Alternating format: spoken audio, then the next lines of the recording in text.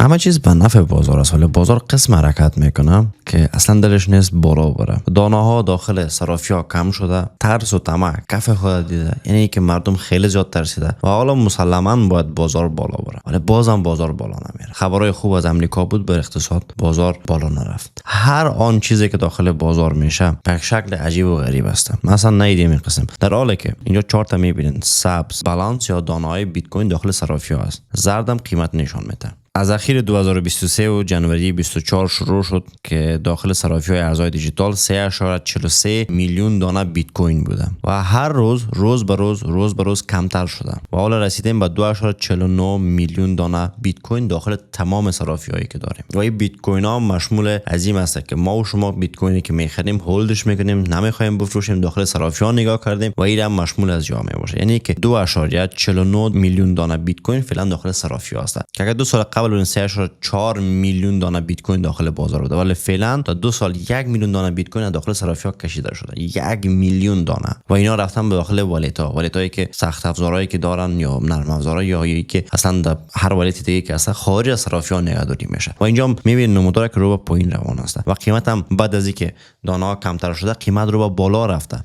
البته اگر بریم بلند مدت ما بریم ببینیم قیمت بالا رفته ولی دانه ها کم شده، ولی فعلا باز قیمت پایین رفته رایسته، دانه هم کم شده رایسته. اگر دانه ها کم شوه، مثلا اینجا فرض بکنین اینجا پیک بوده که یک قیمت بیت کوین 73,000 دلار آمریکایی بوده، اینجا رسیده به 59,000 دلار آمریکایی. در حال حاضر در اون وقت هم قیمت دانه های بیت کوین داخل صرافی ها کم میشده ولی قیمت هم همچنان کم شده، ولی به این معنا نبوده که قیمت رفته صفر شده یا از بین رفته و پس دوباره قیمت بالا رفته و این تیجای جدید خود زده و هنوزم دانه هایی که داخل صرافی بوده دانه های بیت کوین کم شده رفته.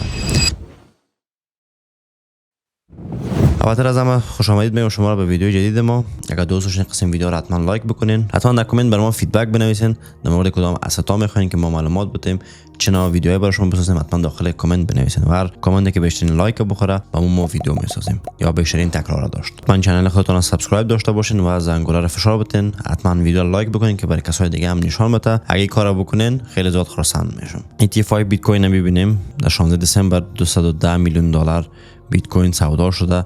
در روزهای قبلیش ببین من خاطر میگم 192 میلیون میخره، 76 میلیون 51 میلیون و پس دوباره میفروششه. یک قسم همه چیز به یک شکل دیگه روان است. شما شاید اس کرده باشین که همه چیز خوب است ولی بیت کوین پایین رفته رسه قصدن یا نمیفهمم عمدن یا هر قسمی که هستن. ایتریوم ببینید میای مثلا 10 میلیون 60 میلیون 26 میلیون میخره باز 88 میلیون سودا، 53 میلیون 28 میلیون با 75 میلیون سودا کو، باز بخر با سودا کو، بخر با سودا کو.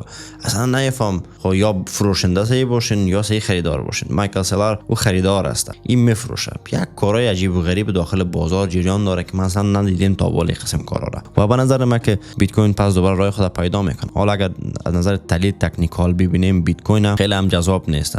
اینجا که ما باید میدیم از پیش تاییدی که بالاتر میرفت پس دوباره ها شاید هم پول بک فعلی باشه که ما پس دوباره قیمتای بالاتر را مثل قیمت 11000 یا 9000 دلار آمریکایی ببینیم و به نظر من که یک بار دیگه هم میبینیم قیمت رو اصلا به شکل نمیشه که قیمت به شکل پایین بیاد دیگه هیچ وقت بالا نره. مناطقی که میتونه برای ما کلیدی باشه مناطق هست مثل اینجا هست. با اینکه برای شما رنگ از سبز بکنم، اینجا مناطق هست که ما میتونیم که به چشم خرید نگاه بکنیم به صرافی، به چشم خرید ای که اینجا ما بتونیم لانگ بگیریم میشه. حالا برای ما تاییدی مثل اینجا بوده. ببینین الگوها خیلی زیاد پشت سر هم تکرار میشن. مثلا الگویی که اینجا تکرار شده قیمت آمده پایین، خوب متوجه باشه قیمت آمده پایین، اینجا هم قیمت آمده پایین.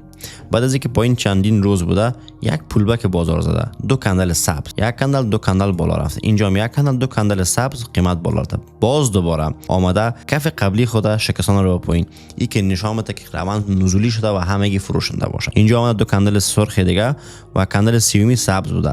البته این کندل اول سرخ بوده تا اینجا رفته، چند درصد از کف خود پایین آمده، از کف خود تقریبا 3% پایین آمده. حالا اینجا مثلا این کف بگیریم و 3% از کف خود پایین قشنگ در قیمت 77500 بین 77000 76000 75000 اینجا می باشه. یعنی که بازار الگوها یا رفتارهایی داشته که در قبل رفتارهای خود عمل کرده و قیمت صعودی شده. ولی فعلا بازم عین رفتار بازار داره، ای که روان صعود نزولی یک پول بک کوتاه یک پول بک کوتاه دو کندل سرخ یا میتونه که 3 کندل سرخ باشه و به قیمت بشکنانه این کف رو به پایین اینجا به تاییدی بر ما بده.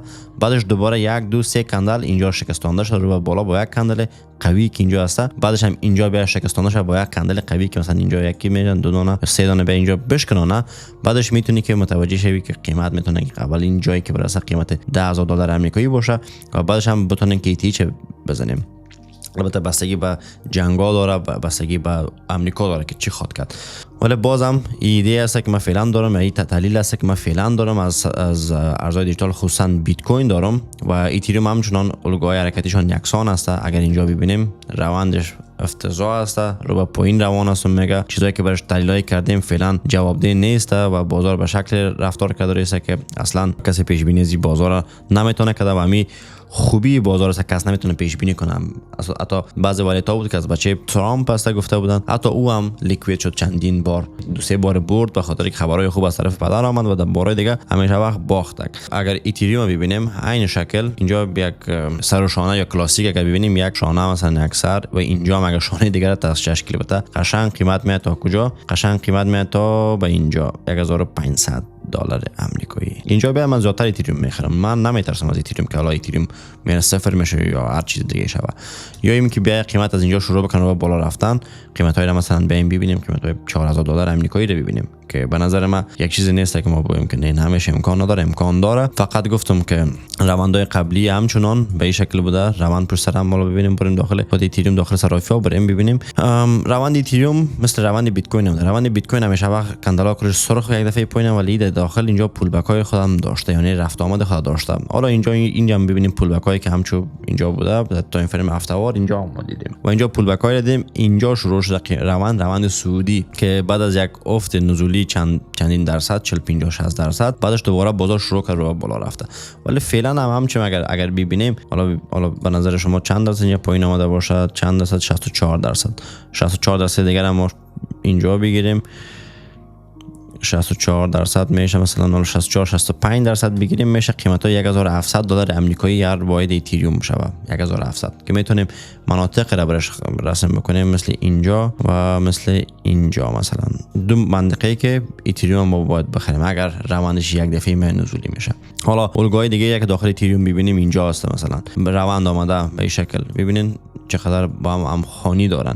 اینجا بازار میاد یه دفعه پایین، اینجا ببینین بازار میاد از اینجا نزولی میشه چند 55%، پس دوباره از 55% رشد میکنه چند 64%، پس دوباره مفته 73%، از 73% رشد میکنه چند درصد 300% رشد میکنه. خوب متوجه باشین. حالا آمده بازار عین شکل الگو تشکیل داده است. حالا اگر این الگو از قبلی خدا پس دوباره بیاد تکرار بکنه به چه شکل خواهد بود؟ اینجا جای است که پس دوباره بازار اولین نتیجه خواهد زد. اگر بریم همین الگو را قشنگ اینجا تشکیل بدیم برش بازار به این شکل عمل بکنه. اگر به این شکل عمل بکنه این است که اول قیمت میایه اینجا منطقه تقاضایش باشه، قیمت می اینجا خدا میرسن $2,200 آمریکایی، از 2200 پس دوباره رشد میکنن 64% اگر رشد میکنن 3700 میشه، از 3700 باز دوباره قیمت پایین می 70-75% دیگه منفی که قیمت ار واحد اتریوم پایینتر از $1,000 آمریکایی نشون میده که قیمت به سطح قبلی چندین ساله خود اینجا میرسه. حالا ما چی باید بکنیم؟ سوال اینجاست که اگر قیمت به این سطح برسه ما باید چی کار انجام بدیم؟ اگر الگوی قبلی که ایتیج زده بود اتریوم ما بیریم رسم بکنیم به الگوی فعلیش که البته تاریخ قبلیش هست، من نمیگم که 100% انجام میشه این کار، ولی اگر انجام شوه کدام سناریو در حال حاضر خواهد بود؟ اینجا گفتم که سر و شانه به میان میاد به حساب کلاسیک. اینجا ببینیم سر و شانه میاد، شانه آخرم خیلی زیاد باید شکستانده شوه رو به پایین، به خاطر قبلا ما همچو الگوهای را پترنای را داشتیم.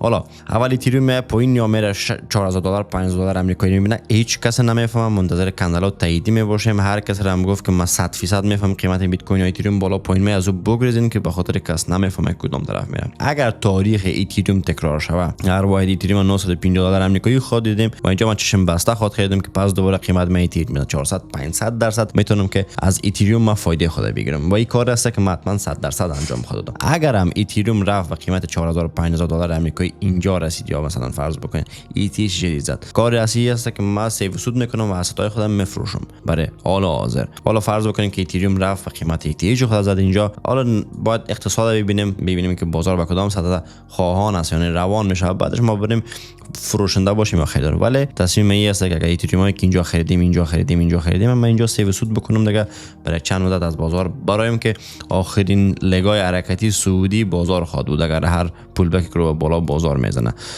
دامیننس ایتریوم چیزا ببینیم، دلار ببینیم، اندکس دلار است، روند هفته‌وارش همون قسم گفته بودم اینجا روندش نزولی بود، ولی بدبختانه که ایتریوم بیت کوین هم رشد نکرد. ببینید دلار نزولی شده چند درصد ارزش خود از دست داد، با دلار 2 شده 3%، ولی بازم ایتریوم و بیت کوین رشد خود نداشته. از این خاطر برای من عجیب و غریب است چرا این کارا شده است و فقط میتونم حدس بزنم که قیمت باز دوباره بالا خواهد رفت و یک مثل یک گل خواهد بود که ما را زدن و حرکت شد همه چیز رو بالا میره و ما پولای خود از دست میخواد دادیم. S&P 500 ببینین هفته قبلی تقریبا نزدیک به ETH خود بود، نزدیک اگر ببینیم روند سعودی بود.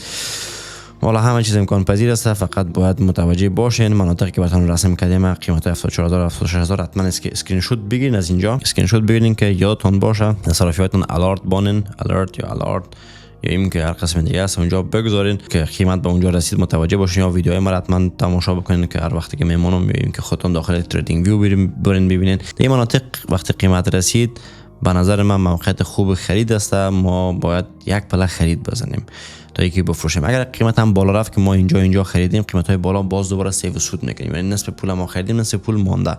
اگر پایین رفت زیادتر میخریم، اگر بالا رفت میفروشیمش. دو سناریو است. کسایی که فیوچرز میخواین بازی بکنن صرافی و بکس در پایین از لینکش برین، آفرای خوب هم داره. اگر شما برین یا ترید بکنین بعض فعالیت ها رو انجام بدین، نظر به فعالیت های شما پولای بونوس یا میتبر شما ایونت های زیاد هم داره و تا $30000 آمریکایی شما وقتی برین رو ترید بکنین تا $30000 آمریکایی چانس زیاد دارین که شما برنده شوین و با اون ترید انجام بدین. و حتما برین در مورد صرافی بخونین، لینکش در دیسکریپشن هست و میتونین که برین ثبت نام کنین فیوچرز بازی بکنین. و کسایی که فیوچرز بازی میکنین دری بینا، اگر شما مثلا تایم فریم های 4 ساعته روزانه یا 4 ساعته مناطق خوب خرید پیدا میکنین، میتونین که لانگ یا شورت بگیرین، ولی زیادترین یا بزرگترین لانگ و شورت را اگر ما بخوایم بگیرم در این مناطق میشه. مناطقی که قیمت 76000 74000 باشه ما لانگ بگیرم که یک پیسه خوبه برم مثلا لیوریج بگیرم و بعدش هم برم لانگ بگیرم، یا اینکه منتظر باشم قیمت بیت کوین مثلا به $10000 آمریکایی برسه که اینجا شورت بگیرم تا کجا، تا به اینجا مثلا 20-27% ضرب 10 بگیرم 200-300% برام فایده میمونه. این کار است که من خواهد انجام بدم وقتی قیمت بیاید به مناطقی گفتیم برسه. طلا هم که نزدیک به ایتیج خود است، ضعف این نشانه داره، ولی امیدوار هستم که برای ایتیج خود بزنه که پولای زیاد هم داخل بیت کوین یام بیاید و منتظر هستیم که بازار چی خواهد نشان داد. و ایتریوم همچنان قیمتایی که براتون گفتیم برن، اگر یادتون رفت کدام قیمتا رو گفتیم این ویدیو رو پس دوباره پر سر ببرین، اسکرین شات بگیرین، نگاهش بکنین داخل تلفن‌هایتون و یادتون باشه مناطقی که براتون کشیدیم مناطق کلیدی برای ایتریوم هست. میتونه ایتریوم بالا بره. این مناطق اگر برای من تاییدیه بده من داخل فیوچرز داخل صرافی و بکس میرم لانگش میگیرم و شما میتونید هر کاری که دیگه خودتون بخواین انجام بدین. ولی ما سناریو فعلا همین چیز است. شب و روز خوب خوش داشته باشین. الله نگهدار همه شما.